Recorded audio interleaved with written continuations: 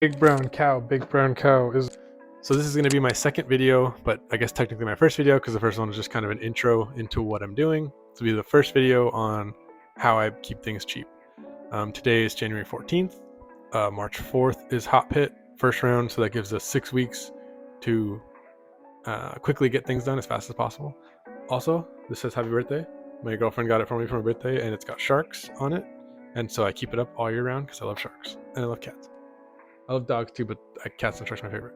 Okay, so in these 6 weeks, we have to get the car to the frame shop, get the car more dialed in because we made some suspension changes that I'm not happy with, figure out our final shirt design, which I'll go over with you guys in a video, work on the trailer, which I want to add a tire rack and some other stuff that we'll talk about in the video.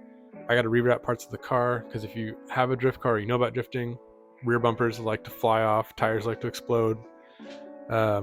Piece the fender back together from our last wreck, add some brands to the car, some new partners that we have for this season, which is super great that we can get companies to work with us. I'll also talk about how I've been able to get companies to work with me and what's been successful for me.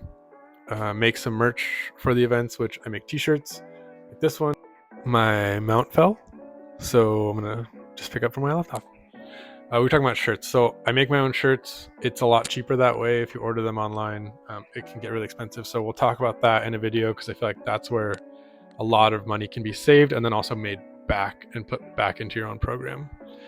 Stickers, make our own stickers. And I'll talk to you guys about that too, maybe in the shirt video, or we'll do a separate one. Make sure I have spares, which we'll talk about what I think is important to have as a spare. We can't all afford to have like a full complete car spare, so what I've broken the most and what I have spares of. I'm going to talk about the videos that I film for brands, which I have to film one of those too, which I'm currently in the middle of filming, but it's a really long video because he has to film parts of it, so that one will come out once he films it and then I post it. That way I don't post all parts of it on here. But today's video, we're going to talk about the tools that I bring to the track, what I think is important to bring to the track. Obviously, you can go hog wild and get anything and everything that you think you might need, and that's awesome, but I don't have money to do that. So I bring not the cheapest tools that I can find, but ones that I found that work. They're not going to be like 72-point ratchet, angled, this and that and the other, but they'll definitely get you by. And hopefully down the line, you can get a sponsor like Gear Wrench from, Rad Den has that brand, or Snap-on or Harbor Freight or whatever it is. And then you can get more better tools. But for now, everything that I get's on Amazon or at Harbor Freight. And they work perfectly fine. I've never broken a tool at the track. I also use Ryobi because they're the cheapest. They work great. I don't see any reason why you need anything better than that, especially since I try to bring as many tools as I can, which we'll go over. I'm going to head over to my shop, which is my dad's garage right now, and I'll show you guys everything that I bring, from the power tools to the wrenches, sockets, and then also in this is going to be included like my extra lines and stuff like that, hose clamps, spare AN lines, because I feel like that goes along with tools. It might be part of spares, but maybe I'll just talk about spares too, since I don't carry a lot of spares. But yeah, so we're gonna head over there right now and I'll film that part of it and show you guys what stuff I think is important to bring. And also I'll have links down in the description for you guys to just buy this stuff too, if you guys just want to go that route, or at least you'll know which one I got. And if you find a cheaper one that you want, or if you find one that's maybe a little bit more expensive but it has more reviews than the one that I got, you can go that way. So all right, cool, we'll head over there now. Okay, so we're in my shop, which is my dad's garage. Luckily I have this place to work.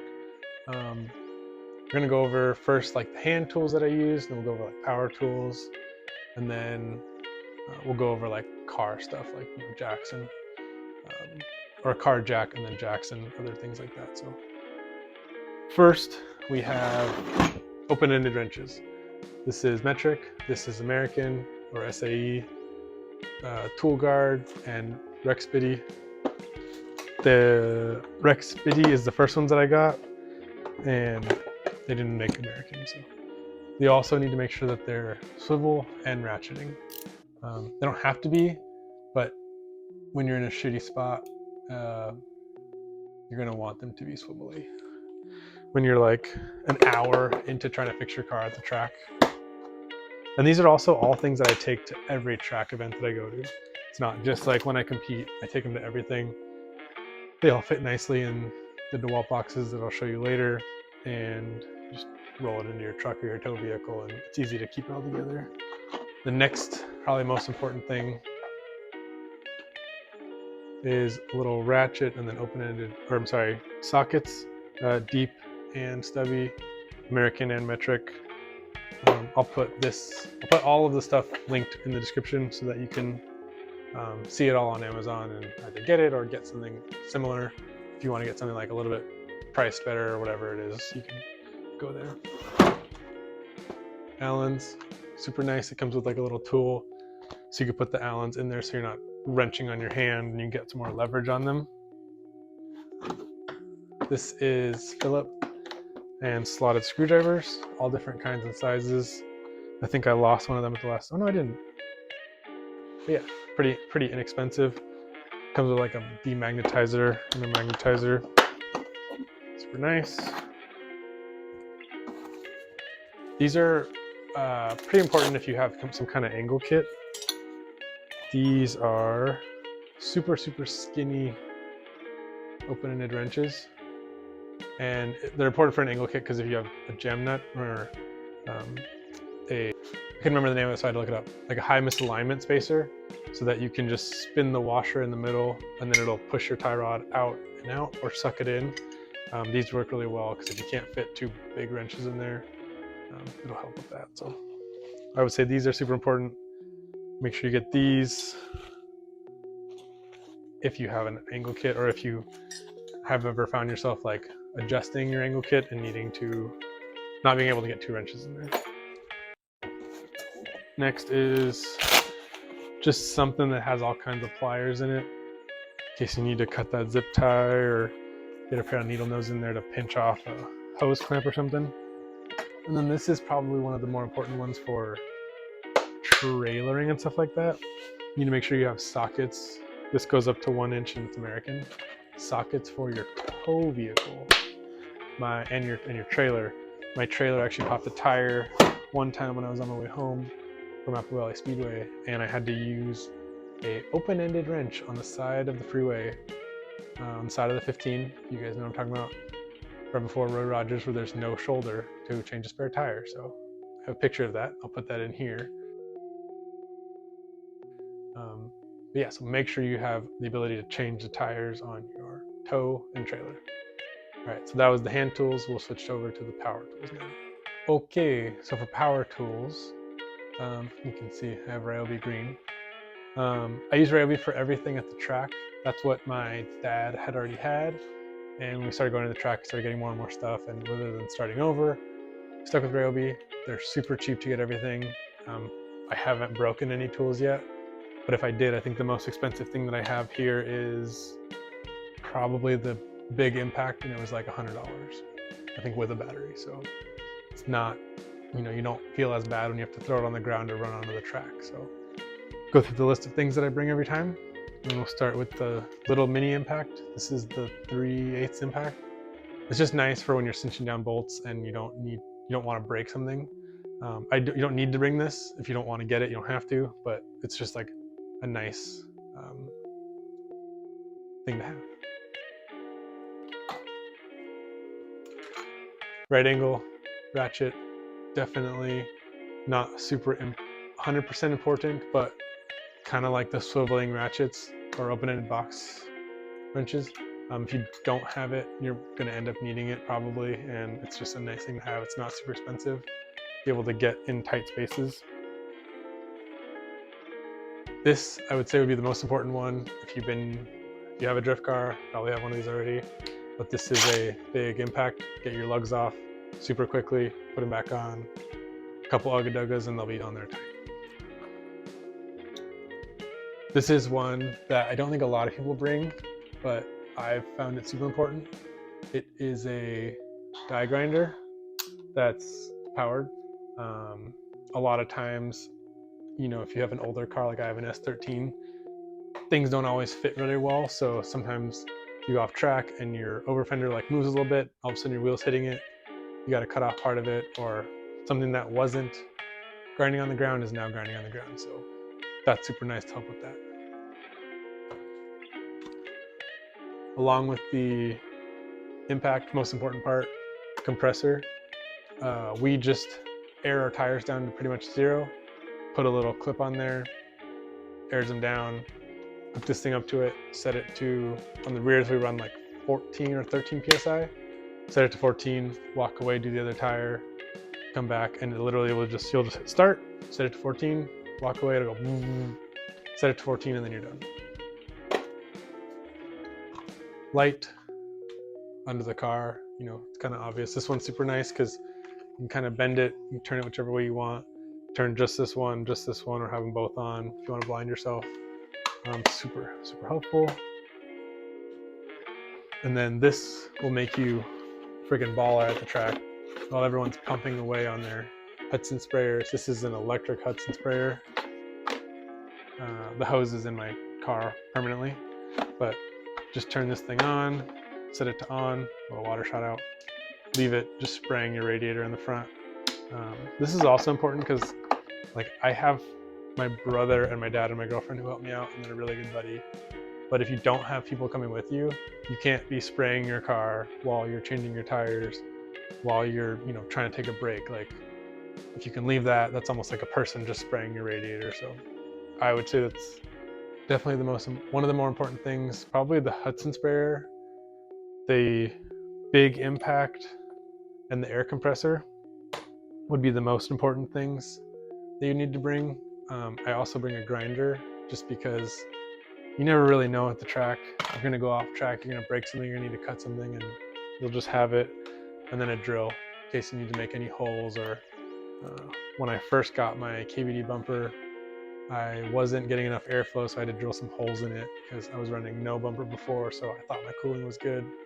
Wasn't good, made some adjustments, and then it worked out. So I believe that's all the power tools that I bring, and we'll switch to the bigger tools that are like for the car, which is mainly going to be jack and jack stands, but there's a couple of other things that I wanted to tell you guys about. So switch to that right now.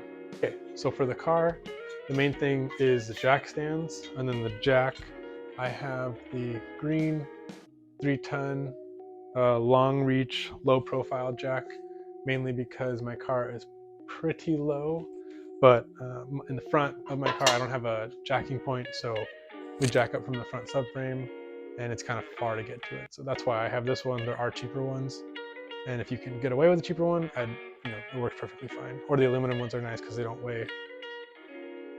This one weighs like 100 pounds, so if you can get an aluminum one, way nicer. The other important things that I think are to bring are a winch of sorts, and again, mine is in the toolbox on the trailer, which is at the frame shop, so can't show you that right now, but I'll put a link to one, or I'll put a picture of one somewhere right here. A winch from Amazon, it's not super expensive, and if you do wreck or something like that, you can get your car up onto the trailer without being too worried. And then some snatch blocks too, like if your trailer is like this, and your car's coming this way, you can put the snatch block over here, kind of pull your car like, this way to get it to be the right way, especially if you don't have friends to help you there pushing your car around. So that's pretty much it for like the tools that I bring. I bring spares and stuff like that, but we'll probably talk about that in a different video, because spares is a weird one where in an ideal world, I'd like to have like a spare front and rear setup, but I can't afford it, so we carry some stuff. Today, the main things that I would say that you need to bring are the tools. The hand tools are probably more important than the power tools. Power tools, the big impact, which is this one, would probably be like number one tool you need to bring, because getting your lugs off by hand is just gonna suck. The other thing that I missed, and I totally forgot, is a torque wrench. Please don't not torque your lugs.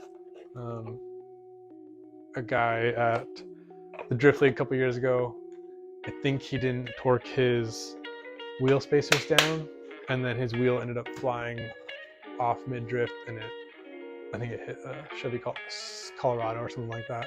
So big impact, torque wrench, water sprayer if you want to be a baller, and then the hand tools would definitely be the most important. Jack and jack stands you probably have if you work on cars anyways.